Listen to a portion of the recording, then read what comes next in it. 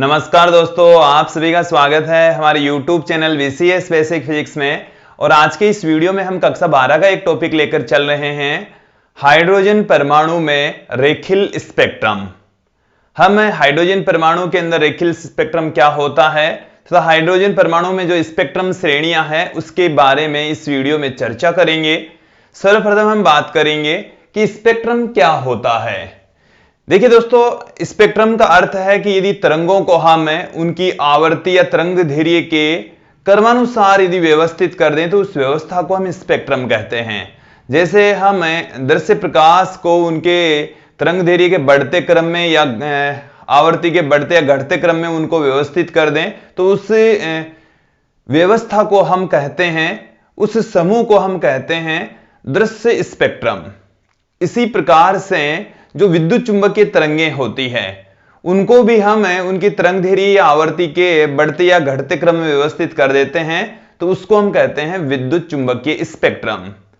अब फिर हम बात करेंगे कि हाइड्रोजन परमाणु में किस प्रकार का स्पेक्ट्रम प्राप्त होता है।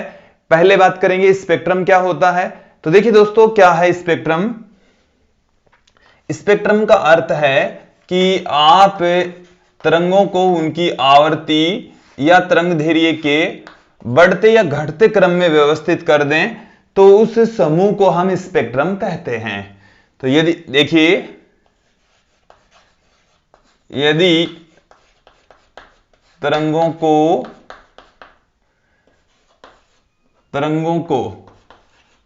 तरंग दैर्ध्य या आवर्ती, तरंग दैर्ध्य कह सकते हैं या आवर्ती कह सकते हैं, आवर्ती के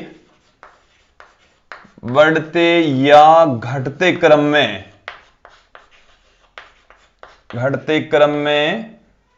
व्यवस्थित कर दिया जाए,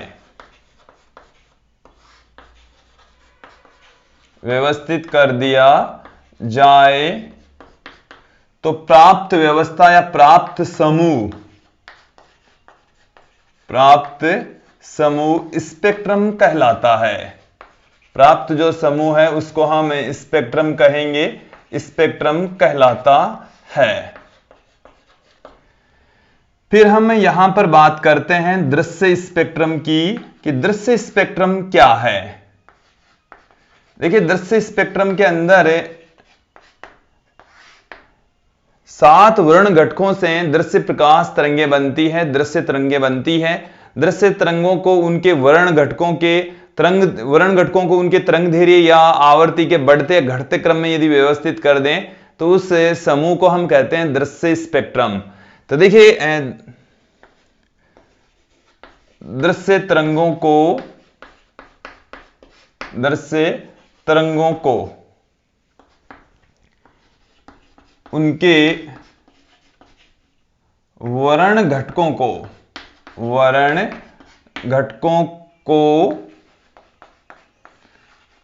आवर्ती या तरंग दैर्ध्य, आवर्ती का ले लीजिए या तरंग दैर्ध्य ले लीजिए। जब आवर्ती बढ़ेगी तो तरंग दैर्ध्य घटेगी, तो आवर्ती या तरंग दैर्ध्य के बढ़ते या घटते क्रम में व्यवस्थित कर दें। बढ़ते भी कर सकते हैं, घटते क्रम में भी व्यवस्थित कर सकते हैं। बढ़ते या घटते क्रम में व्यवस्थित कर दिया जाए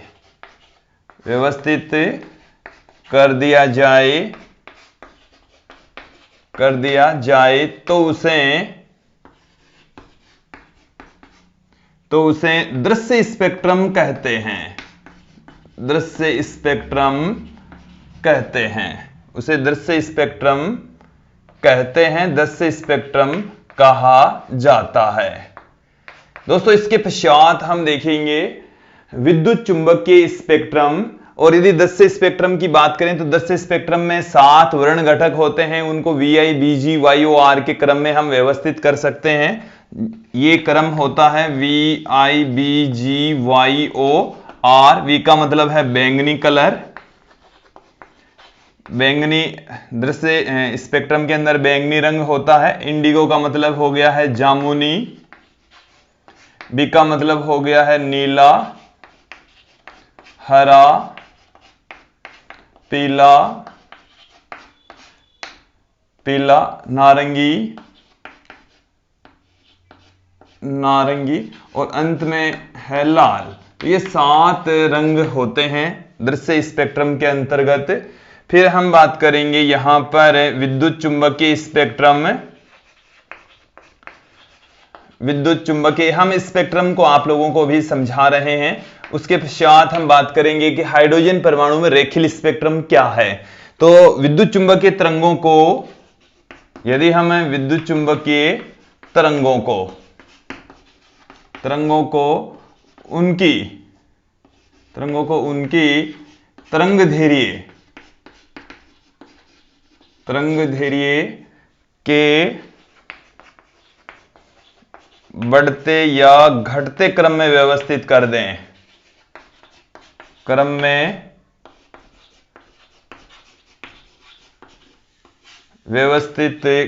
दें, तो प्राप्त जो समूह है, प्राप्त समूह को विद्युत चुंबकीय स्पेक्ट्रम कहते हैं। विद्युत चुंबकीय स्पेक्ट्रम कहते हैं। और देखिए दोस्तों, जो विद्युत चुंबकीय स्पेक्ट्रम है उसमें 7 तरंगें होती हैं और 7 तरंगों को यदि उनके क्रम में, तरंग दैर्ध्य के बढ़ते क्रम में या घटते क्रम में व्यवस्थित कर दें तो देखिए कौन कौन सा क्रम है। गामा तरंगें, अक्स तरंगें, पराबैंगनी तरंगें, कौन गाएगा, अक्स यू विल इन, दृश्य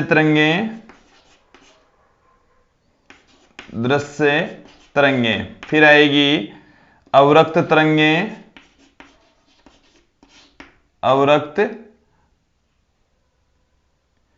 फिर आएगी सूक्ष्म और अंत में आएगी रेडियो तरंगें। तो ये 7 प्रकार की तरंगें होती है विद्युत चुंबकीय स्पेक्ट्रम के अंदर। अब हम बात करेंगे हाइड्रोजन में रेखीय स्पेक्ट्रम। अब हमारा जो टॉपिक है, आज का जो वीडियो है, उस टॉपिक पर चलते हैं, उस वीडियो पर चलते हैं। हाइड्रोजन परमाणु के अंदर जो रेखीय स्पेक्ट्रम है वो किस तरीके से प्राप्त होता है उसकी यहां पर हम चर्चा करेंगे। अब हम बात करेंगे हाइड्रोजन परमाणु में रेखीय स्पेक्ट्रम। इतनी देर हमने ये देख लिया कि स्पेक्ट्रम क्या होता है। अब हम बात करेंगे हाइड्रोजन परमाणु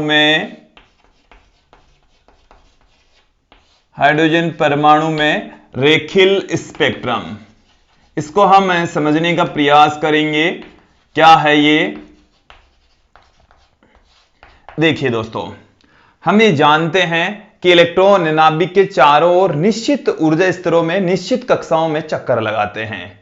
देखिए, जैसे ये हमारे पास में किसी परमाणु का नाभिक है और ये हमने कुछ कक्षाएं दिखाई है। ये एक कक्षा हमने दिखा दी है, ये एक दूसरी कक्षा हमने यहां पर दिखाई है, ये एक तीसरी कक्षा दिखाई है। इलेक्ट्रॉन हर कहीं पर चक्कर नहीं लगाता, निश्चित कक्षाओं में ही इलेक्ट्रॉन नाभिक के चारों ओर चक्कर लगाता है। यह नाभिक है और यह है इसका मूल ऊर्जा स्तर। जो यदि हम हाइड्रोजन परमाणु की बात करें तो नाभिक के सबसे नजदीक जो ऊर्जा स्तर होता है वो इलेक्ट्रॉन का मूल ऊर्जा स्तर होता है, उसका आद्य ऊर्जा स्तर होता है। लेकिन जब हम किसी परमाणु को ऊर्जा देते हैं तो ये जो इलेक्ट्रॉन है वो मूल ऊर्जा स्तर से उच्च ऊर्जा स्तरों में चला जाएगा। अब वो डिपेंड करता है आप इलेक्ट्रॉन को कितनी ऊर्जा दे रहे हैं। यदि इलेक्ट्रॉन को इस ऊर्जा यहां से इतनी ऊर्जा दे दी तो वो इलेक्ट्रॉन यहां से यहां पर चला जाएगा, इस ऊपरी ऊर्जा स्तर में चला जाएगा। यदि और ज्यादा दे देते हैं तो यहां पर चला जाएगा। यदि इससे भी ज्यादा ऊर्जा दे देते हैं तो इलेक्ट्रॉन, हम कंसीडर कर लेते हैं कि इलेक्ट्रॉन यहां पर पहुंच गया है। यह है इलेक्ट्रॉन और इसको हम कहते हैं उत्तेजित ऊर्जा स्तर, और इस परमाणु को हम उत्तेजित परमाणु कहेंगे। उत्तेजित परमाणु, उत्तेजित परमाणु का अर्थ यह है कि इलेक्ट्रॉन उच्च ऊर्जा स्तर में है, उत्तेजित ऊर्जा स्तर में है। ये मूल ऊर्जा स्तर है, बाकी के जो ऊर्जा स्तर है इनको हम उत्तेजित ऊर्जा स्तर कहेंगे। यहां तक आप लोगों को समझ में आ गया होगा। अब दोस्तों क्या होता है एक्चुअल में कि जो इलेक्ट्रॉन है वो उच्च ऊर्जा स्तर में ज्यादा समय के लिए नहीं टिक पाता और वो अपनी मूल अवस्था में आने का प्रयास करता है। इस ब्रह्मांड में जितने भी प्रक्रम होते हैं वो सदैव उस अवस्था में जाना पसंद करते हैं जहां पर उनकी ऊर्जा न्यूनतम होती है। तो ये जो इलेक्ट्रॉन है वो न्यूनतम ऊर्जा वाली स्थिति में आना पसंद करता है, अर्थात नाभिक के नजदीक वाले ऊर्जा स्तर में आना पसंद करेगा, अपने मूल ऊर्जा स्तर में आना पसंद करेगा, आद्य ऊर्जा स्तर में आना पसंद करेगा। जैसे ही ये जो इलेक्ट्रॉन है वो अपने मूल ऊर्जा स्तर में लौटता है, जैसे ये नाभिक है और नाभिक के चारों ओर ये हमने कोई कक्षा मूल ऊर्जा स्तर दिखा दिया, यहां से इलेक्ट्रॉन यहां पर आ रहा है, ये जो इलेक्ट्रॉन यहां पर था वो यहां पर आ रहा है।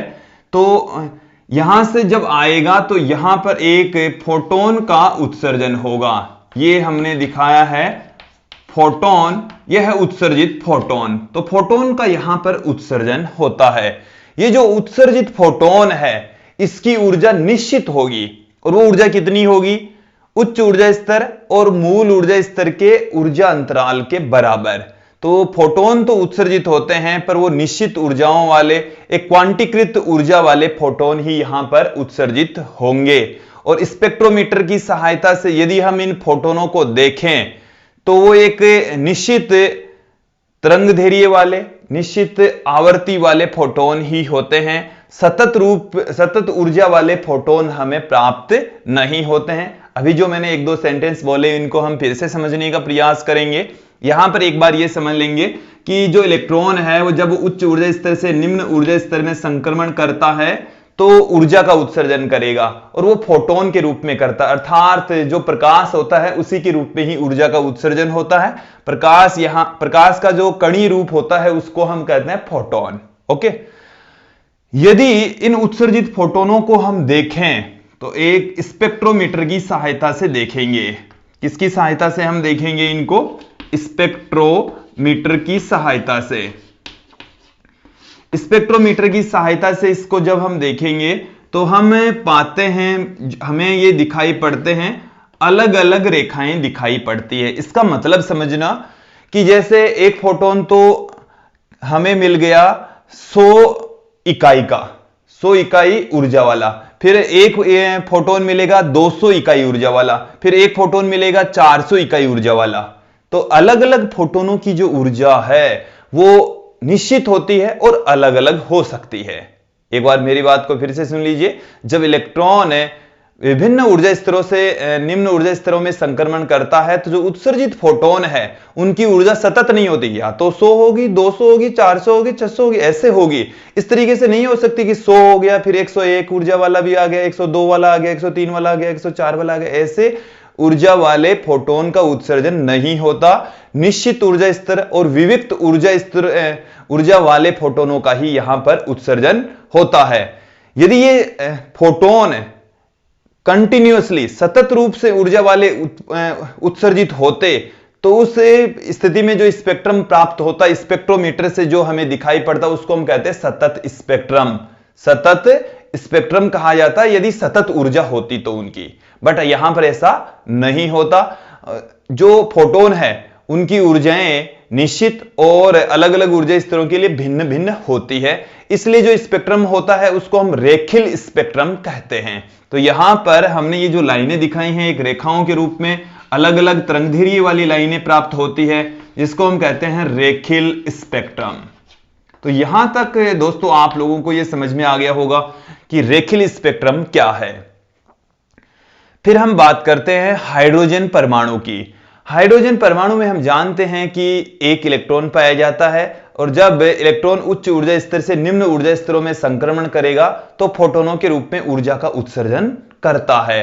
अब जब इलेक्ट्रॉन उच्च कक्षा से पहली कक्षा में संक्रमण करता है तो हमें निश्चित ऊर्जाओं वाले फोटोन उत्सर्जित होते हैं। तब जो श्रेणी बनती है, तब जो लाइनें दिखाई पड़ती है उसको हम कहते हैं लाइमन श्रेणी। उस स्पेक्ट्रम को हम लाइमन श्रेणी कहते हैं। दोस्तों एक बार मेरी बात फिर से सुन लीजिए। जब इलेक्ट्रॉन उच्च ऊर्जा स्तरों से पहले ऊर्जा स्तर में संक्रमण करता है, तब जो रेखाएं, मतलब ऊर्जाओं का जो समूह है, फोटोनों का जो समूह दिखाई पड़ता है, उसको हम लाइमन श्रेणी कहते हैं। क्या कहा जाता है? लाइमन श्रेणी। ये वैज्ञानिक लाइमन के द्वारा खोजी गई, इसलिए इसका नाम पड़ गया लाइमन श्रेणी। फिर उसी के अकॉर्डिंग, उसी क्रम में यदि इलेक्ट्रॉन दूसरे ऊर्जा स्तर में संक्रमण करता है तो उसको हम बामर श्रेणी, इलेक्ट्रॉन तीसरे ऊर्जा स्तर में संक्रमण करता है तो उसको हम पाश्चन, चौथे के लिए ब्रैकेट, और पांचवें श्रेणी को नाम दिया गया फुंड श्रेणी। तो अब हम देखेंगे हाइड्रोजन परमाणु के अंदर विभिन्न स्पेक्ट्रम श्रेणियां। देखिए, स्पेक्ट्रम श्रेणियां है ये। स्पेक्ट्रम का मतलब है कि जो फोटोन है उनकी ऊर्जाओं का समूह, इसको हम स्पेक्ट्रम कहते हैं। और अलग अलग ऊर्जा स्तर में जब इलेक्ट्रॉन संक्रमित करते हैं तो अलग अलग स्पेक्ट्रम रेखाएं दिखाई देती है, जिसको हम स्पेक्ट्रम श्रेणियां कहते हैं। और हाइड्रोजन परमाणु के अंदर जो पाई जाने वाली जो 5 स्पेक्ट्रम श्रेणियां हैं, वो आप इस वीडियो में अब आगे देखने वाले हैं, उसके बारे में अच्छे से अब समझने वाले हैं दोस्तों। देखिए दोस्तों, अब हम बात करेंगे हाइड्रोजन परमाणु में स्पेक्ट्रम श्रेणियां। तो जो हाइड्रोजन परमाणु है उसके लिए स्पेक्ट्रम श्रेणियों की अब हम यहां पर चर्चा करेंगे। क्या है, समझिए कि जब इलेक्ट्रॉन एक ऊर्जा स्तर से दूसरे ऊर्जा स्तर में संक्रमण करता है तो उत्सर्जित फोटोनों का जो समूह है उसको हम कहते हैं स्पेक्ट्रम श्रेणी। और जब हाइड्रोजन परमाणु की बात करें तो हाइड्रोजन परमाणु में इलेक्ट्रॉन उच्च ऊर्जा स्तर से निम्न ऊर्जा स्तरों में संक्रमण करता है, कूदता है, आता है, तब जो ऊर्जाओं का समूह दिखाई पड़ता है उसको हम कहते हैं स्पेक्ट्रम श्रेणी। और हाइड्रोजन परमाणु के लिए यदि इन स्पेक्ट्रम श्रेणियों को देखते हैं स्पेक्ट्रोमीटर की सहायता से, तब ये 5 प्रकार की श्रेणियां प्राप्त होती है। और उन 5 प्रकार की श्रेणियों को उनकी खोजकर्ता वाले वैज्ञानिकों के नाम पर उन श्रेणियों का नाम रखा गया है। देखिए कौन कौन सी श्रेणी है? लाइमन, बामर, पाश्चन, ब्रैकेट और फुंड श्रेणी। हम यहां पर बात करते हैं कि जब इलेक्ट्रॉन एक ऊर्जा स्तर से दूसरे ऊर्जा स्तर में संक्रमण करता है तो उनकी तरंगदैर्घ्य का फॉर्मूला, इनकी तरंगदैर्घ्य का फॉर्मूला हम पढ़ चुके हैं और उससे का एक वीडियो हम देख चुके हैं पहले। यदि आप लोगों को उसका तरंगदैर्घ्य का वीडियो देखना है तो हमारे डिस्क्रिप्शन में उसकी लिंक दे रखी है, आप अच्छे से देख सकते हैं, समझ सकते हैं। देखिए क्या है कि उच्च ऊर्जा स्तर से निम्न ऊर्जा स्तर में इलेक्ट्रॉन संक्रमण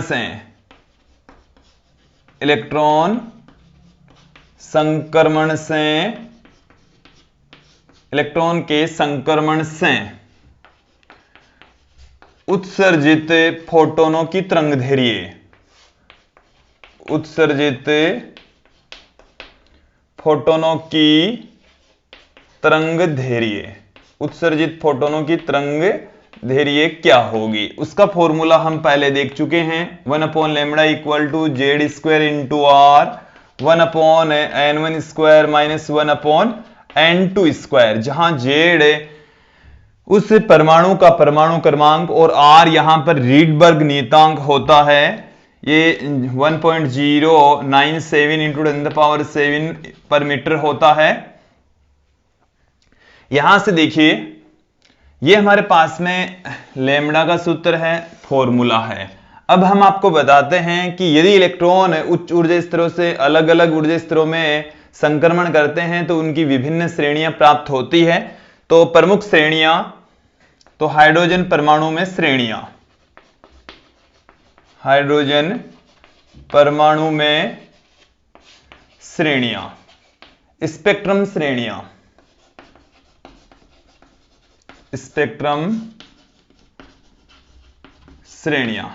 स्पेक्ट्रम श्रेणियों में सबसे पहले हम बात करेंगे लाइमन श्रेणी।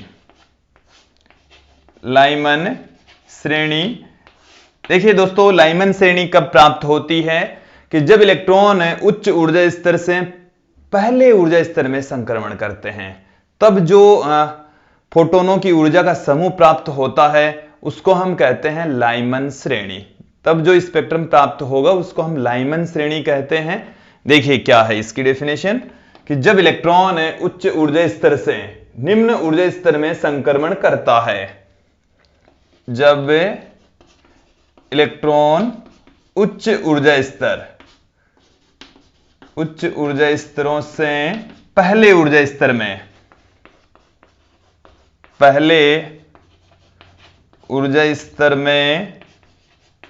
संक्रमण करता है, उच्च ऊर्जा स्तर से पहले ऊर्जा स्तर में संक्रमण करता है, तो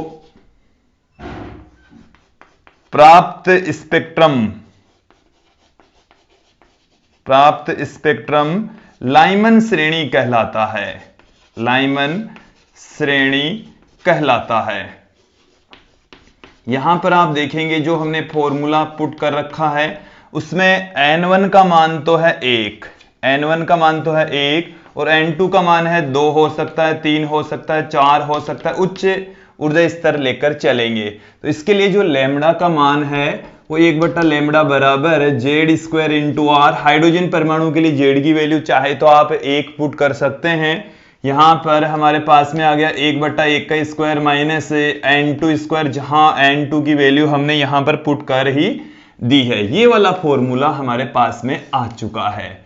ये जो स्पेक्ट्रम है जिसे हम लाइमन श्रेणी के द्वारा रिप्रेजेंट कर रहे हैं, ये जो विद्युत चुंबकीय तरंगे हैं उसके पराबैंगनी क्षेत्र में दिखाई देता है, या उत्सर्जित स्पेक्ट्रम की जो तरंगदैर्घ्य होती है वो पराबैंगनी तरंगदैर्घ्य के तुल्य होती है। तो यह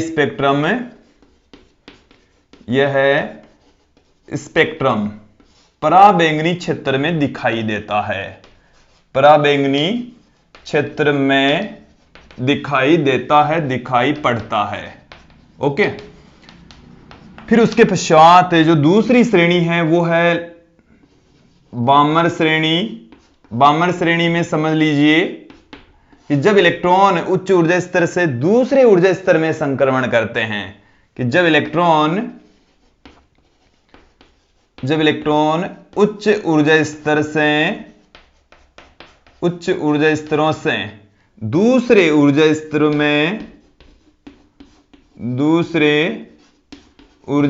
में संक्रमण करता है, उच्च ऊर्जा स्तर से दूसरे ऊर्जा स्तर में संक्रमण करता है, तो प्राप्त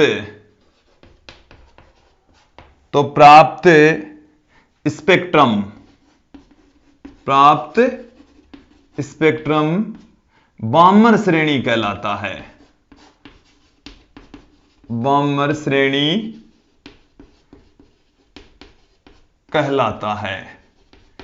यहां पर n1 का मान तो हो जाएगा 2, n2 का मान हो जाएगा 3, 4, 5, इस तरीके से इसकी वैल्यू 2 से अधिक ही होगी। इसके लिए यदि हम लैम्बडा का सूत्र देखें तो 1/λ बराबर हो जाएगा जेड स्क्वायर इंटू आर, 1/2 का स्क्वायर माइनस 1/n2 स्क्वायर, और n2 की वैल्यू 3, 4, 5 इस तरीके से हो सकती है। और यह जो स्पेक्ट्रम है वो विद्युत चुंबकीय तरंगों के दृश्य क्षेत्र में दिखाई देता है। यह स्पेक्ट्रम कहां पर दिखाई पड़ेगा? दृश्य क्षेत्र में, दृश्य भाग में। यह स्पेक्ट्रम दृश्य भाग में दिखाई पड़ता है, दृश्य भाग में दिखाई देता है। जो विद्युत चुंबकीय तरंगें होती है उसके दृश्य भाग में दिखाई देता है, या ऐसे समझ लीजिए कि इनकी जो तरंगदैर्घ्य होती है वो दृश्य तरंगों की तरंगदैर्घ्य के तुल्य होती है। दोस्तों 2 श्रेणियां हो चुकी है। उसके पश्चात हम देखेंगे तीसरी हाइड्रोजन परमाणु के लिए जो श्रेणी है, लाइमन हो चुकी, बामर हो चुकी, अब है पाश्चन श्रेणी। पाश्चन श्रेणी में क्या होता है? जब इलेक्ट्रॉन उच्च ऊर्जा स्तरों से तीसरे ऊर्जा स्तर में संक्रमण करता है, अर्थात n1 की जो वैल्यू है वो तो है 3 और जो n2 की वैल्यू है वो है 4, 5, मतलब इससे ज्यादा वाले ऊर्जा स्तरों में से ही संक्रमण करेगा। इसके लिए लेमड़ा का यदि हम फॉर्मूला देखें तो 1/λ बराबर 1z² इंटू आर, 1/3 का स्क्वायर माइनस 1/n2 का स्क्वायर। ये जो पाश्चन श्रेणी है वो अवरक्त भाग में दिखाई देती है, अवरक्त भाग में ये श्रेणी दिखाई पड़ेगी। फिर चौथी श्रेणी देखेंगे, चौथी श्रेणी को हम कहते हैं ब्रैकेट श्रेणी। जो ब्रैकेट श्रेणी है उसमें जो इलेक्ट्रॉन है वो उच्च ऊर्जा स्तरों से चौथे ऊर्जा स्तर में संक्रमण करेगा। n1 का मान है 4, n2 का मान है 4 से अधिक होगा, अर्थात 5, 6, 7 ये हो सकता है। तो इसके लिए तरंगदैर्घ्य का जो फॉर्मूला है 1/λ equal to z² into are, 1/4 का स्क्वायर माइनस 1/n2 का स्क्वायर आ जाएगा। और यह भी अवरक्त भाग में ही दिखाई देती है। फिर उसके बाद में जो अंतिम श्रेणी है वो है फुंड श्रेणी।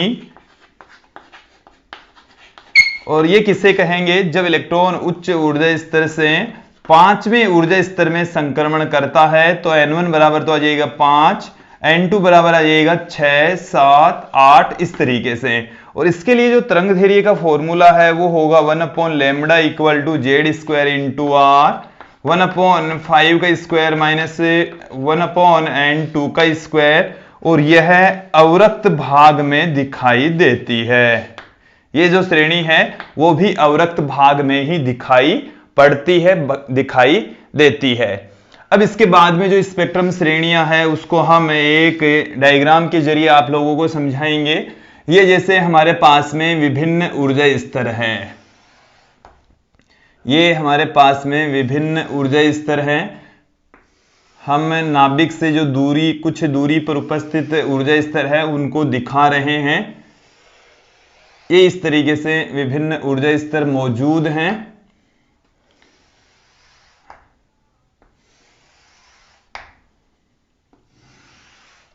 इस तरीके से हम इनको दिखा रहे हैं। ये यहां पर आप देखेंगे कि ये हमारे पास में है n1 बराबर 1, n मतलब n की वैल्यू ही लिख देता हूं, n बराबर 2, n बराबर 3, n बराबर 4, n बराबर 5, n बराबर 6, n बराबर 7। इस तरीके से ये जो ऊर्जा स्तर है वो ऊपर तक अनंत तक मौजूद हैं। कहां तक मौजूद है विद्यार्थियों, अनंत तक उपस्थित है, अनंत तक ये मौजूद है हमारे पास में। अब जब इलेक्ट्रॉन उच्च ऊर्जा स्तर से पहले ऊर्जा स्तर में संक्रमण करता है, यहां से इलेक्ट्रॉन आ रहे हैं और यहां पर आ रहे हैं, मूल ऊर्जा स्तर में यदि संक्रमण हो रहा है तो जो श्रेणी हमें मिलेगी उसको हम लाइमन श्रेणी कहेंगे।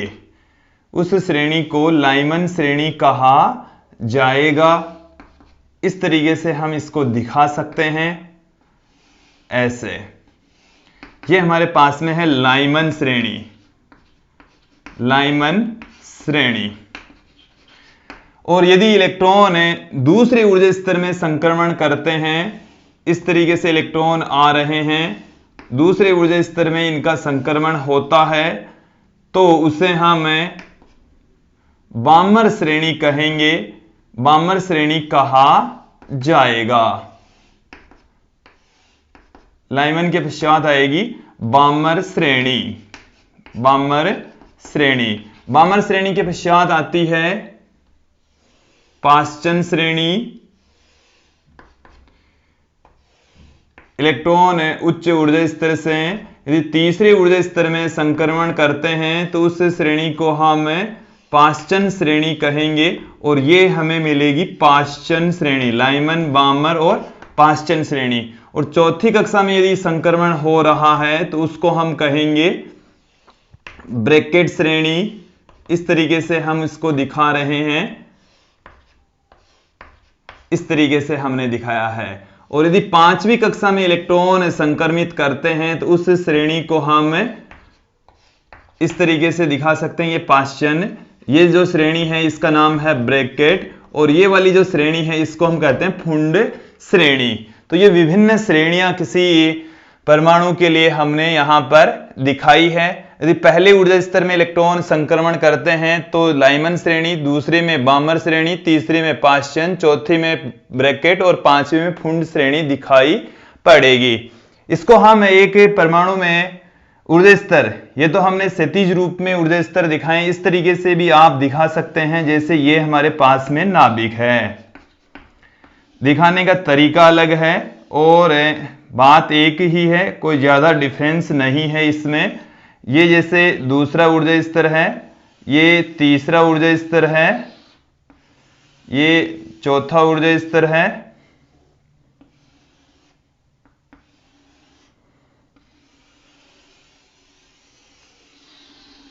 ये पांचवा ऊर्जा स्तर, छठा ऊर्जा स्तर, सातवां ऊर्जा स्तर। अब यहां पर देखेंगे कि जब इलेक्ट्रॉन उच्च कक्षाओं से यदि ये पहली कक्षा में इलेक्ट्रॉनों का संक्रमण होता है, इस तरीके से यदि इलेक्ट्रॉन आते हैं तो जो श्रेणी प्राप्त होगी इसको हम कहेंगे लाइमन श्रेणी। मैं यहां पर नाम लिख रहा हूं, यह है लाइमन श्रेणी प्राप्त होती है।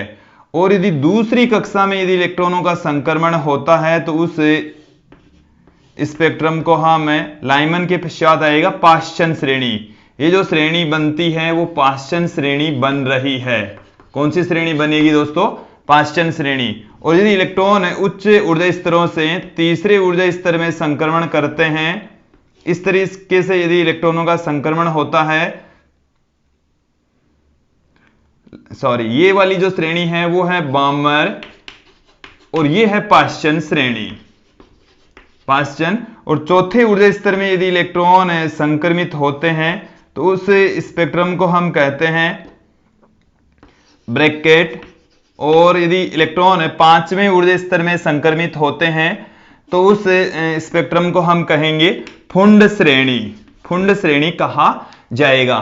तो दोस्तों ये काफी लंबा चौड़ा वीडियो हो गया है और मुझे उम्मीद है आप लोगों को स्पेक्ट्रम क्या होता है, दृश्य स्पेक्ट्रम, विद्युत चुंबकीय स्पेक्ट्रम के जरिए हमने उसको समझाने का प्रयास किया। फिर हमने आपको बताया कि हाइड्रोजन के अंदर रेखीय स्पेक्ट्रम क्या होता है। रेखीय स्पेक्ट्रम का मतलब है कि अलग अलग ऊर्जा वाले ही हमें फोटोन प्राप्त होते हैं, सतत रूप से फोटोन प्राप्त नहीं होते। और फिर हमने बात की विभिन्न ऊर्जाओं वाली या विभिन्न हाइड्रोजन परमाणु के लिए स्पेक्ट्रम श्रेणियां, जिनको हमने लाइमन, बामर, पाश्चन, ब्रैकेट, फुंड श्रेणी के नाम से पढ़ा है। आज के इस वीडियो में इतना ही। धन्यवाद दोस्तों।